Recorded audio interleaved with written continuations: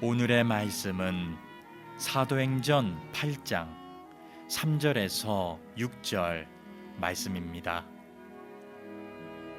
사울이 교회를 잔멸할세 각 집에 들어가 남녀를 끌어다가 옥에 넘기니라.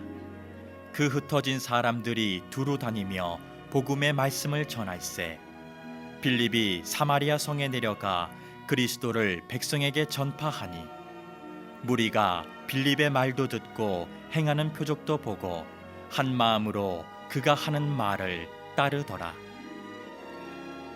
아멘. 개인적으로 가정적으로 인생 앞에 많은 난관과 위기와 어려움들이 찾아옵니다. 그때 대부분의 사람들은 그 난관과 위기 앞에 주저앉거나 원망하거나 힘들어하지요. 그런데 소수의 몇몇 사람들은 그 어려운 난관들을 오히려 새로운 기회로 만들어서 바꿔버리는 사람들이 있습니다. 우리가 만약에 우리 인생에 그런 어려움들 또는 위기, 난관을 만났을 때 우리는 어떻게 하면 될까? 오늘 사도행전 8장은 바로 그러한 우리들에게 메시지를 정확하게 던져주는 본문입니다. 지난 시간 7장에 보면 예루살렘 교회가 막 부흥하다가 스데반이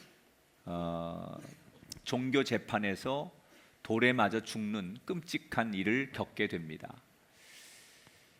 교인들은 충격을 받죠.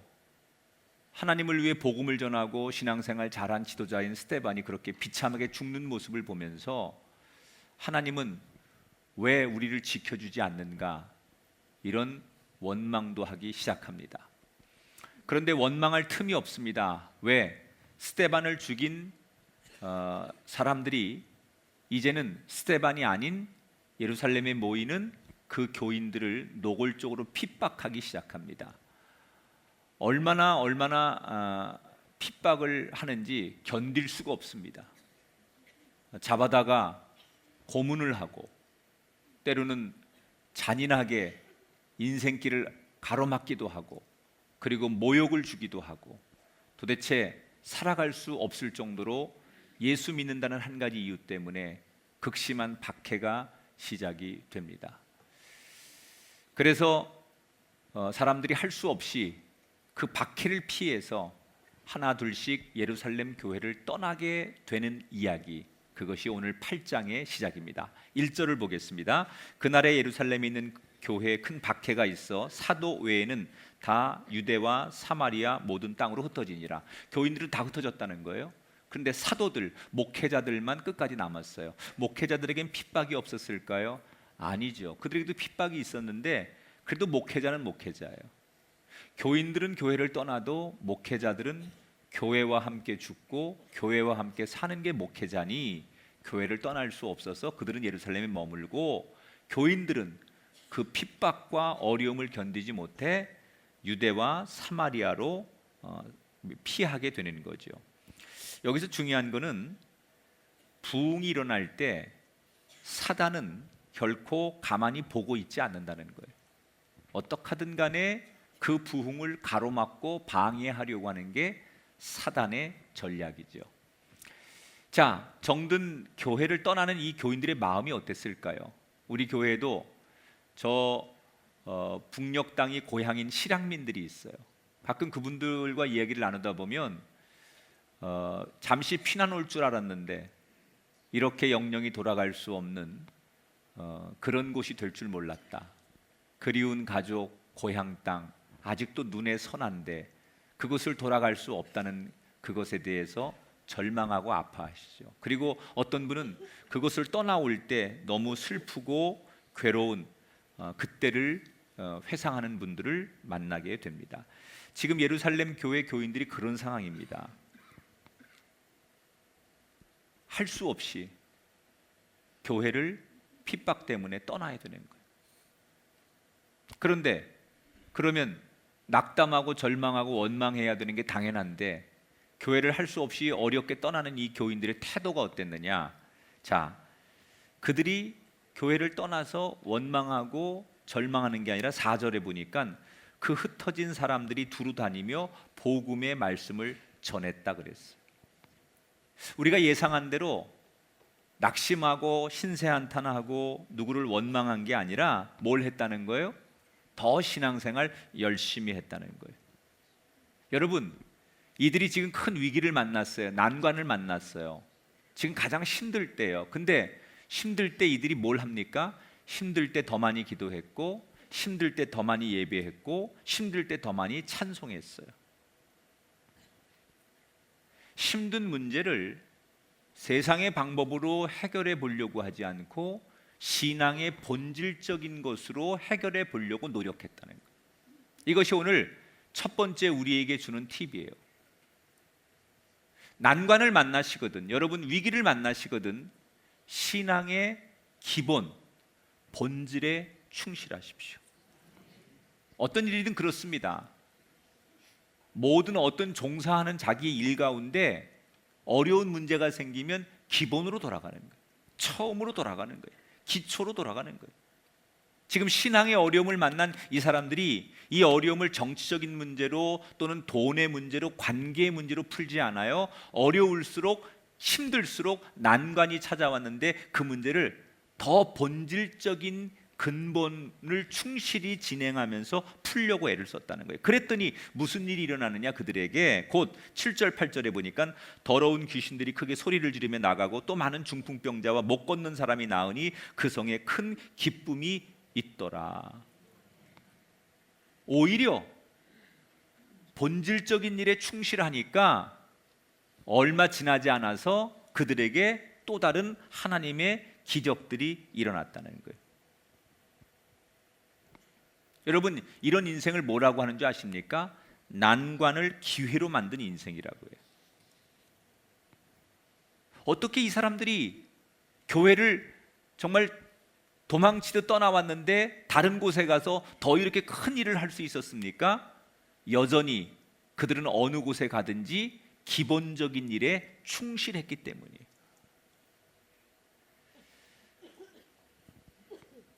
오늘이 종교개혁 500주년 기념주일인 만큼 제가 루터 이야기 하나를 들려드릴게요.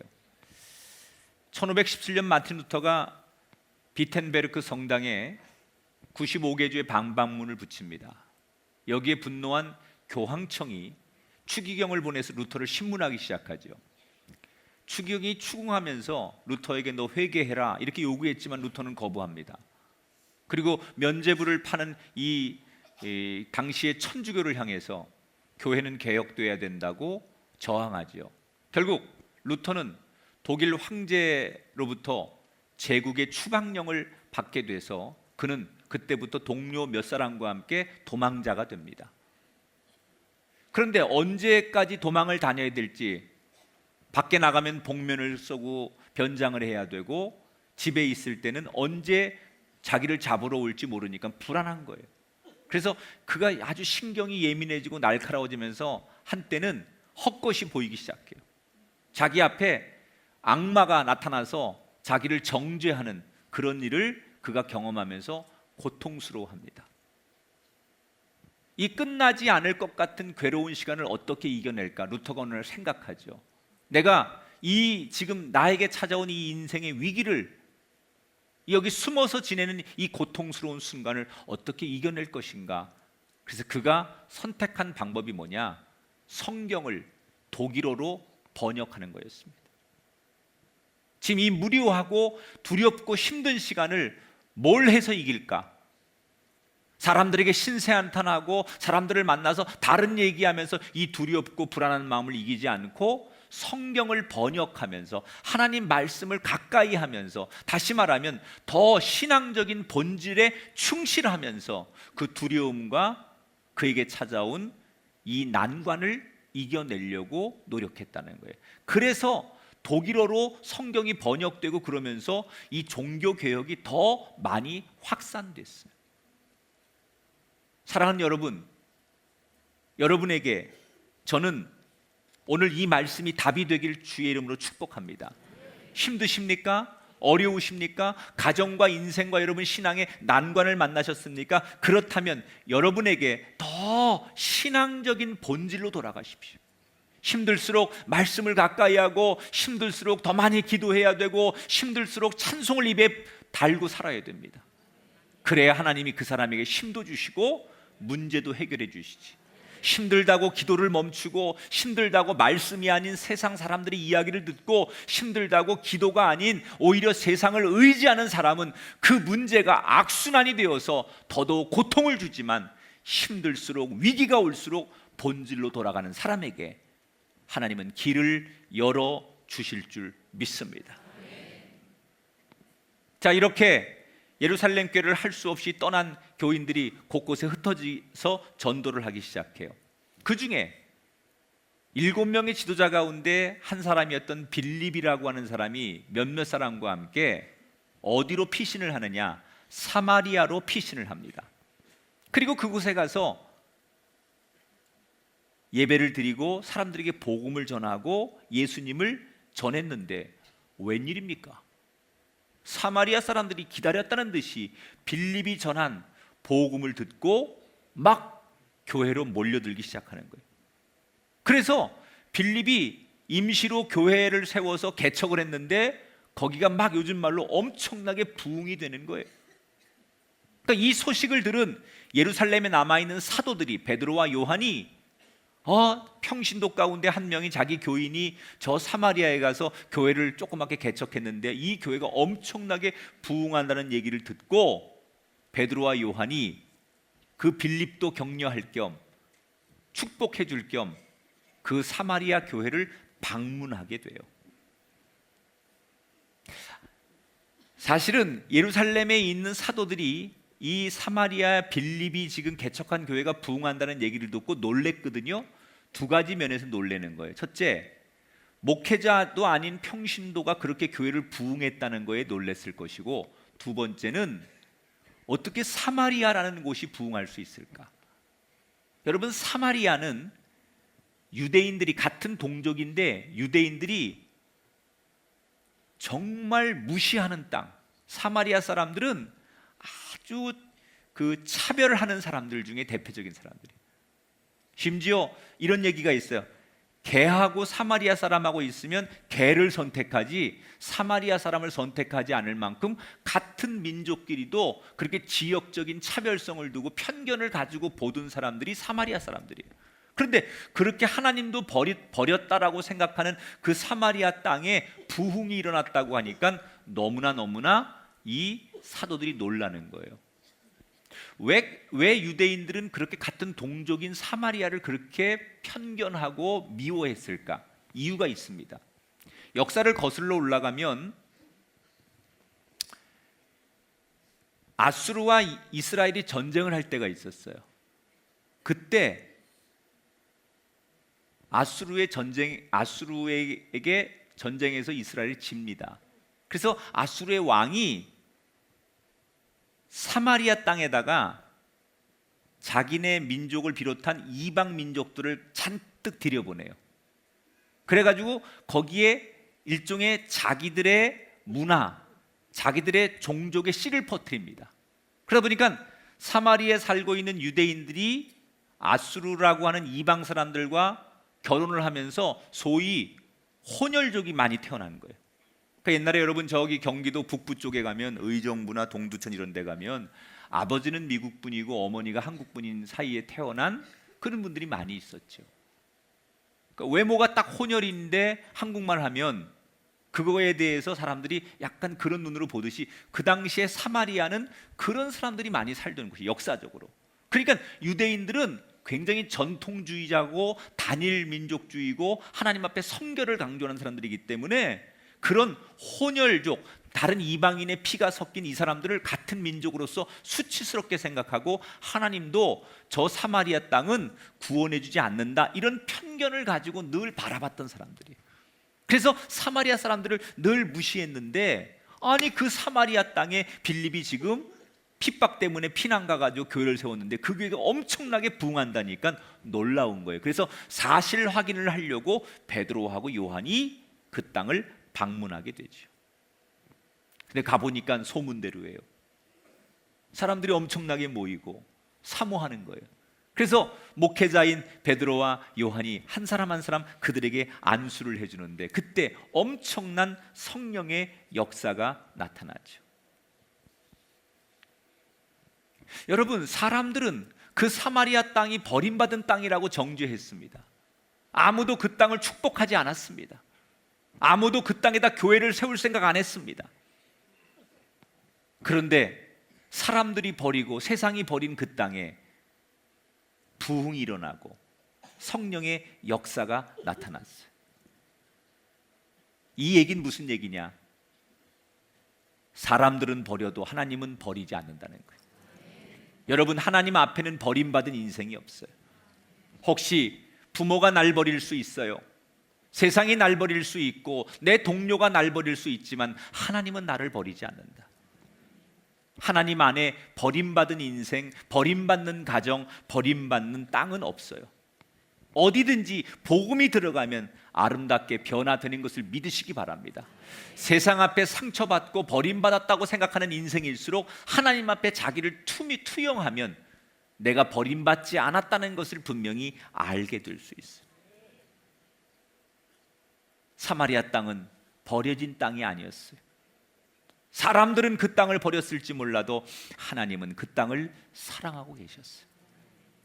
여러분을 하나님이 사랑하십니다. 여러분의 가정을 하나님 사랑하십니다. 이 땅을 하나님 버리지 않으셨습니다. 이 민족을 사랑하십니다. 할렐루야. 그렇게 은혜롭게 부흥회가 다 끝났습니다.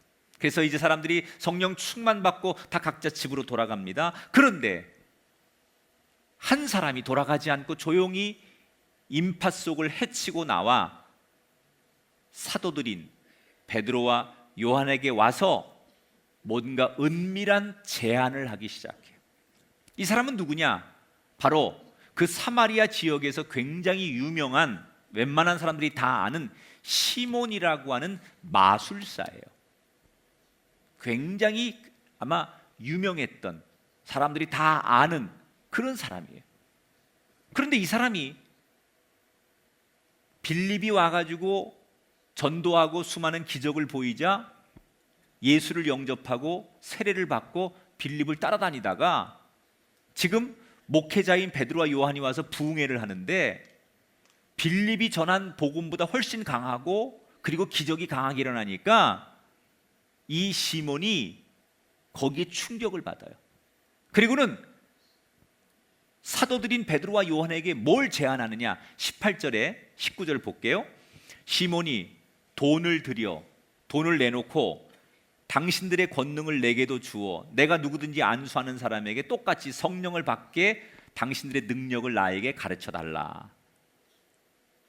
돈으로 베드로와 요한이 가지고 있는 능력을 사겠다는 거예요. 엄청난 거래를 하는 거예요.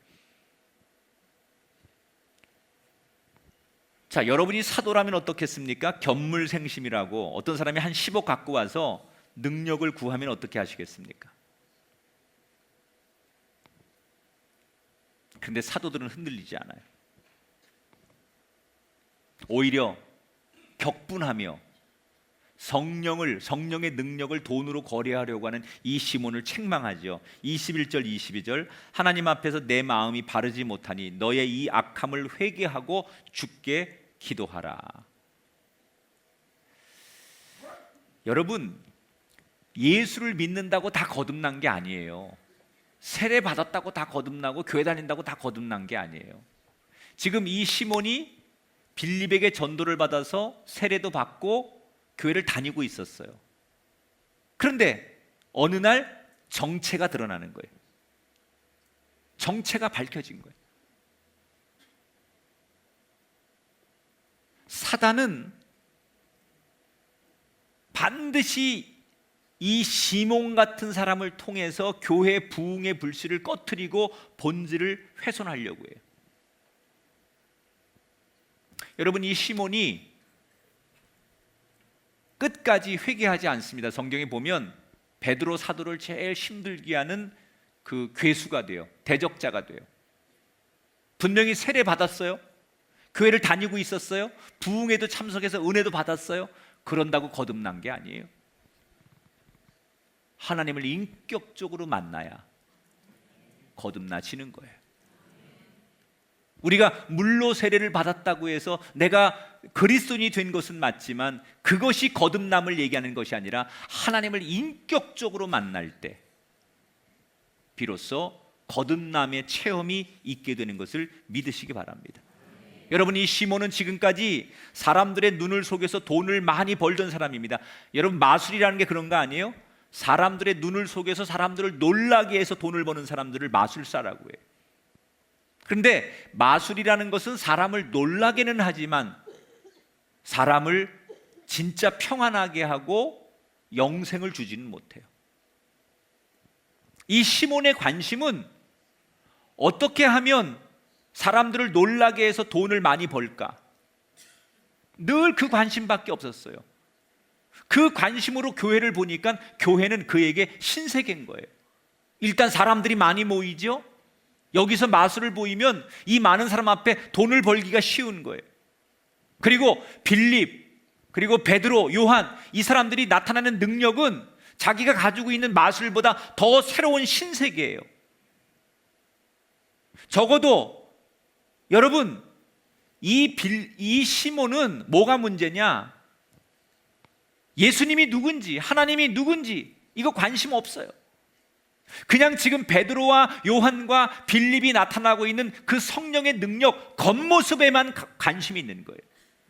사도들이 말하는 그 영생, 성령, 복음의 본질에 대해서는 관심이 없고 나타나는 현상, 사람들이 와 하는 그 인기, 이거에만 관심이 있는 거예요. 그래서 사도들이 뭐라고 이 시몬에게 얘기합니까? 네 마음을 지켜라, 본질을 지키라는 거예요. 요즘 교회 안에 현대판 시몬이 얼마나 많은지 몰라요. 교회 와서 구원이 뭔지, 예수님이 뭔지, 성령님은 어떤 건지 이런 데는 전혀 관심이 없어요. 그냥 오직 사람들하고 관계 맺고 친교하고 먹고 놀고 사람들하고 이렇게 친해지고 또는 무슨 교회에서 하는 이런 모임과 공연 이런 거에만 관심이 있지 본질적으로 내가 구원받았고 하나님이 어떤 분이고 예수님이 누구인지 이런 본질적인 거에 관심 있는 게 아니라 그냥 형식적인 거, 겉의 것 이런 거에만 관심이 있는 거예요. 내 직분이 뭐냐, 나를 사람들이 어떻게 인정하고 나는 사람들에게 어떻게 평가받느냐, 온통 그런 데만 관심을 갖는 현대판 시몬들이 지금 교회 안에 넘쳐난다는 거예요.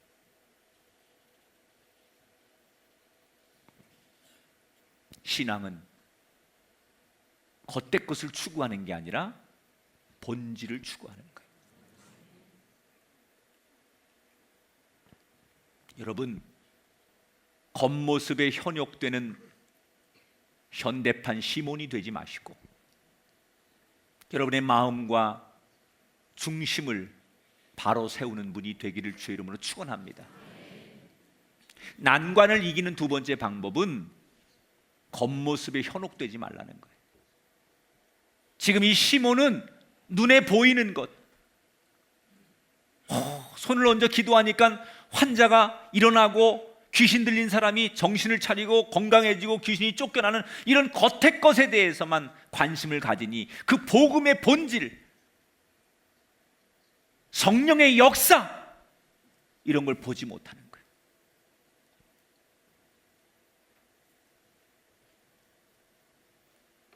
자꾸 우리는 겉의 것이 아닌 안으로 들어가는 신앙인, 말씀으로 들어가는 신앙인, 그렇게 돼야 될 줄 믿습니다. 여러분, 이 시몬은 어떻게 됐을까요? 베드로와 요한에게 책망받죠. 그리고 아마도 그 공동체에서 쫓겨났겠죠. 교회는 자원에서 사람들이 오는 곳이긴 하지만 교회는 영적 질서가 있어야 돼요. 반드시 여러분 그걸 하나 아셔야 돼요.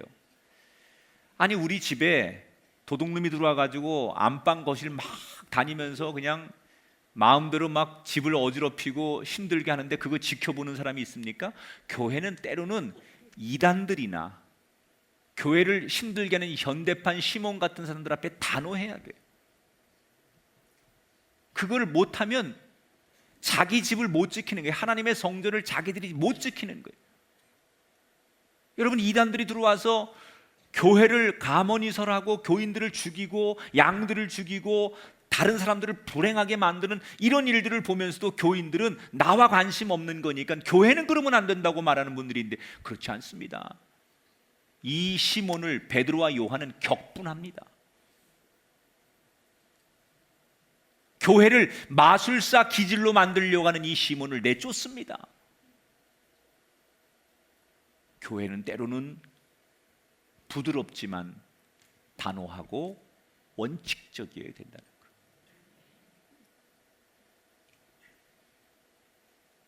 이렇게 시몬이라는 사람하고 한바탕 해프닝이 있은 다음 사도들은 다시 원래 자기 성전이 있는 예루살렘으로 돌아가죠. 이제 부흥회 끝났으니까 돌아가는 거예요. 그리고 이제 그 사마리아 교회는 다시 빌립이 목회를 하는 거예요. 자, 교회를 계속해서 전도하고 말씀을 가르치고 예배하고 사마리아 교회를 그렇게 잘 목회를 하고 있는데, 어느 날 하나님께서 갑자기 빌립에게 뜬금없이 이런 말씀을 하시는 거예요. 26절을 같이 읽어볼게요. 시작. 일어나서 남쪽으로 향하여 예루살렘에서 가사로 내려가는 길까지 가라. 자, 지금 사마리아는 저 북쪽에 있어요. 지도를 보면. 그런데 지금 하나님이 이 빌립에게 가라고 하는 가사는 저 남쪽으로 한참 내려가야 돼. 반대로. 지금 있는 사마리아에서 완전히 반대로 가요. 그런데 하나님이 가라고 말하는 그 가사는 어떤 곳이냐면 광야의 광야, 사막. 사람도 없고 건물도 없고 아무것도 없는 사막으로 가라는 거예요. 지금 빌립은 말 그대로 한참 전성기를 보내고 있어요. 사역을 너무너무 잘하고 교회가 부흥되고 할 일이 많아요. 그런데 하나님이 느닷없이 그 모든 것 다 멈추고 당장 저 블레셋 광야로 가라는 거예요. 여러분, 여기서 우리는 굉장히 갈등하죠. 모든 신앙인들이. 지금 내가 한참 사업이 잘 되고 또는 행복하고 지금 아무 문제 없고 내 계획대로 모든 일이 술술 잘 풀리고 있는데, 오늘 하나님께서 나에게 새로운 땅으로 가라고 하든지 그것을 내려놓으라고 말씀할 때 우리는 갈등할 수밖에 없어요. 내 자녀들이 잘 크고 있고 지금 우리 가정에 아무 문제 없이 너무 행복하고 은혜 받고 있는데, 오늘 하나님께서 그 모든 걸 내려놔라라고 할 때 우리는 갈등할 수밖에 없죠. 왜? 우리는 항상 효율성을 생각하거든요. 아니, 지금 이 많은 사람들을 놔두고 나한테 그 광야 아무도 없는 곳에 가서 뭘 하라는 겁니까? 왜 가라는 겁니까? 그래서 우리는 그 하나님이 그렇게 말씀해도 거기에 순종을 잘 못해요. 빌립도 그랬을 거예요. 아니, 지금 사마리아에서 막 교회가 부흥하고 목회할 일이 많고 너무 재미있는데, 너무 은혜롭고 너무 좋은데 왜 나를 광야로 가라는 거예요? 서운하지요. 그런데 빌립은 순종합니다. 이 빌립의 장점이죠. 성공했지만 그 하나님의 말씀 앞에 겸손히 순종하고 나아가는 거예요. 이해는 안 돼요, 머리로. 그런데 분명히 하나님께서 뭔가 이루실 일이 있겠구나라고 그 하나님의 음성을 따라가는 인생. 주님 말씀하시면 내가 나가리다. 주님 뜻이 아니면 내가 멈춰서리다. 아마도 그 찬양의 가사처럼 빌립은 이해는 되지 않지만 주님이 그렇게 말씀하시니 그 길을 따라가요. 그렇게 남쪽으로 광야로 터벅터벅 갑니다. 그런데 웬일입니까? 딱 그 광야를 딱 들어서는데 때마침, 여러분, 사막에는 뭐가 없잖아요. 그런데 딱 사막에 딱 들어서는 그 순간 한 고급 마차가, 수레죠, 마차 하나가 때마침 그 빌립 앞을 지나가고 있는 거예요. 그런데 거긴 누가 타고 있느냐? 에티오피아, 이거 아프리카예요. 에티오피아의 재무장관이었던 네시가 타고 있는 거예요. 에티오피아는 이 이스라엘이 오래전부터 역사적으로 왕래가 있던 나라예요. 그래서 아마도 누군가가 그곳에 가서 전한 복음 때문에 이 사람이 지금 복음을 받아들인 그리스도인일 거예요. 저 먼 아프리카에서 온 사람이에요. 근데 이 사람이 그냥 평범한 사람이 아니라 그 나라의 경제 정책을 펼치는, 아마 지금으로 말하면 한국은행 총재나 감독위원장쯤, 재무장관쯤 되는 굉장한 막강한 권력을 가진 경제 정책을 펼치는 최고의 수장이에요, 그 나라에. 근데 내시입니다. 내시가 뭔지 아시죠? 왜 내시냐? 에티오피아의 그 당시의 집권자가 여왕입니다. 왕이 있었는데 왕은 정치를 안 하고 그의 어머니가 정치를 합니다. 그래서 여왕이 이 모든 걸 다스리는데, 그래서 여성 옆에 남성들이 접근하지 못하도록 만들기 위해서 다 거세를 하죠. 모든 신료들을. 그래서 내시가 된 사람이 이 사람. 그런데 아무튼 비록 내시긴 하지만 엄청난 권력과 왕의 총애를 받는 이 고급 관료가 지금 예루살렘에 예배를 드리러 온 거예요. 성지가 있는 곳이니까 예배를 드리러 왔다가 예배 드리고 가는 사람이 굉장히 신앙이 좋은 사람이죠. 이방인이지만. 그런데 하나님이 빌립에게 거기 가라고 하는 그 순간 딱 가보니 그 사람을 딱 만나는 거예요. 여러분, 하나님은 기가 막힌 타이밍을 맞추시는 분이에요.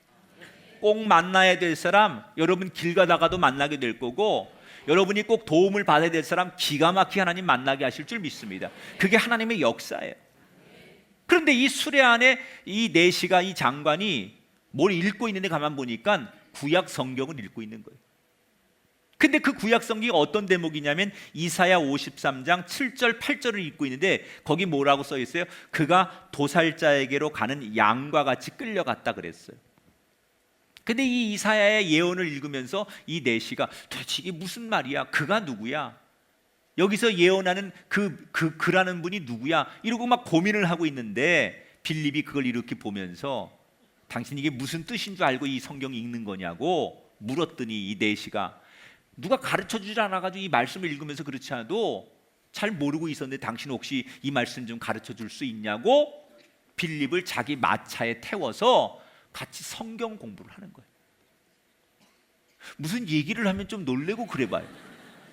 이렇게 재밌는 얘기를 듣고 이렇게 기가 막힌 얘기를 듣고도 여러분들의 표정은 그래서 이렇게 하면 어떡해? 기가 막히지 않습니까? 여러분 너무 여러분 소름 돋지 않습니까? 하나님의 역사는 너무 정확하지 않습니까? 여러분 이런 일이 여러분에게도 일어나게 되길 주 이름으로 축원합니다. 그래서 이 빌립이 딱 그 수레에 같이 타가지고 그 에티오피아의 장관이 궁금해하는 내용을 말씀을 풀어주는 거예요. 여기서 그라는 것은 예수 그리스도를 말씀하는 거다. 그리고 예수님에 대해서 소개하고 예수를 영접하게 해요. 그랬더니 이 내시가 말씀이 열리니까 은혜를 받고 가슴이 뜨거워지면서 36절에 보니까 길 가다가 물 있는 곳에 이르러 그 내시가 말하되 보라 물이 있으니 내가 세례를 받음에 무슨 꺼리낌이 있겠느냐. 먼저 자기가 물 오아시스를 만나자마자 나를 저기 가서 세례 받게 해달라고 빌립에게 세례를 받았다는 얘기예요.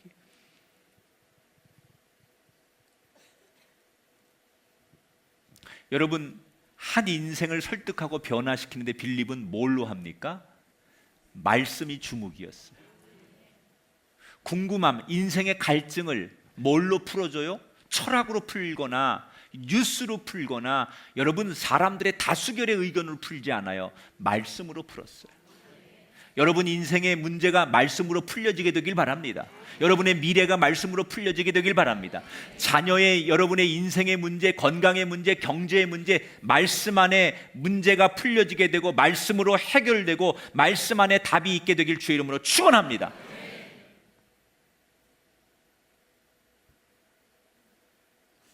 그래서 이 에티오피아의 내시는 세례받고 자기 나라로 돌아가요. 성경에는 그 다음 얘기가 안 나오지만 분명히 그는 돌아가자마자 그 뜨거운 가슴, 복음의 열정을 가지고 왕에게나 또는 자기 동료들에게나 백성들에게 복음을 전하면서 평생 거기에 교회를 세우고 선교사처럼 살았을 게 뻔합니다.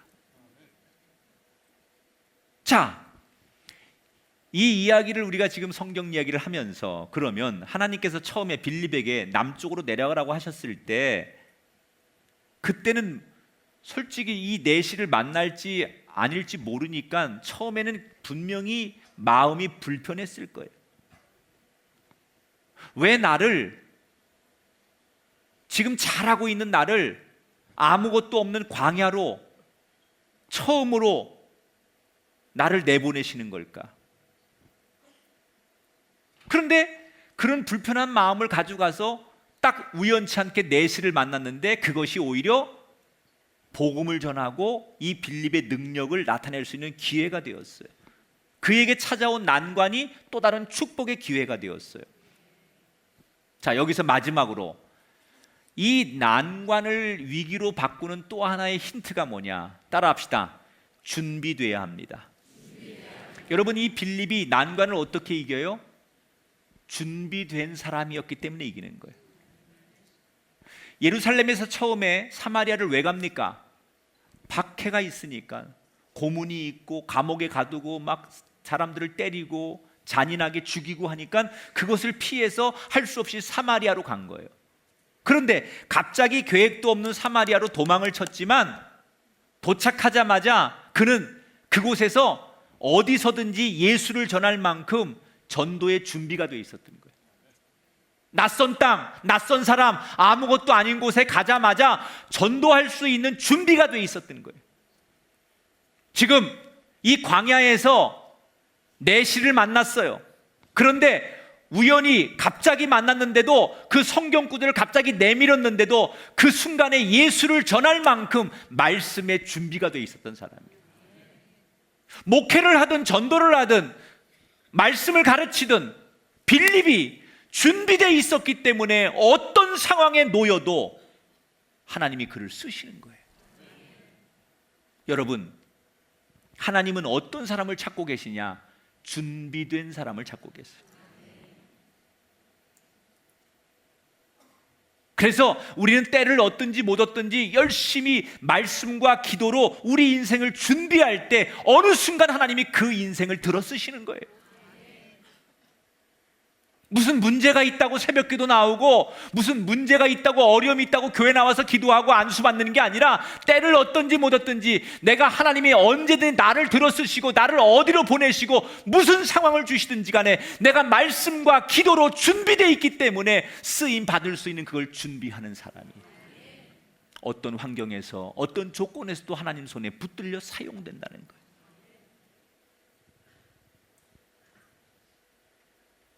여러분, 그리스도인에게 최고의 복은 말씀이 준비되어 있고 기도가 준비되어 있고 복음을 전하는 것이 준비되어 있어야 돼. 그래야 하나님이 그 상황에서 당신을 쓰신다는 거예요. 지금 예루살렘 교인들은 자기들이 원하는 길을 걷는 게 아니에요. 예루살렘에서 사마리아로, 사마리아에서 블레셋으로 옮겨진 이 과정은 자기의 뜻과는 상관없어요. 새로운 환경으로 도망 다니고 피난 다닐 때마다 그들은 불안할 수밖에 없었지만 그 어려운 난관을, 어려운 위기를 그때마다 그들은 축복의 기회로 만들어냈어요. 세 가지. 본질에 충실해라. 교회는 본질에 충실해야 돼. 뭘 이렇게 회의하고 이렇게 의회를 만들고 이렇게 절차를 만들고 그걸 얘기한 게 아니에요. 루터는 우리가 다 말씀으로 돌아가고 믿음으로 돌아가고 오직 은혜로 돌아가야 된다. 본질로 돌아가라는 거예요. 여러분, 신앙은 말씀이 중요한 거예요. 기도하는 게 중요한 거예요. 힘들면 다시 기도하는 자리로, 예배하는 자리로, 말씀이 있는 자리로 나오시기를 축복합니다. 너무 겉모습, 이 시몬처럼 본질은 생각하지 않고 예수님이 누군지에 대한 관심은 없고 사람들이 몇 명 모이고 누가 더 유명하고 누가 선교회 회장을 하고 누가 직분이 올라가는지 그런 거에 관심 갖는 그런 신앙이 아니라 예수님은 누구신가? 하나님은 누구신가? 구원은 있는가? 이런 본질적인 문제, 겉모습에 현혹되는 우리가 아니라 본질로 다가가십시오. 그리고 준비하십시오. 어느 때든지 하나님이 나를 들어 쓰시도록 준비된 사람이 되셔서 여러분 앞에 닥친 위기가, 난관이 다른 사람에게는 절망이지만 여러분에게는 희망이 되시도록 준비된 인생으로 살아가는 우리 모두가 되기를 성부와 성자와 성령의 이름으로 축원합니다.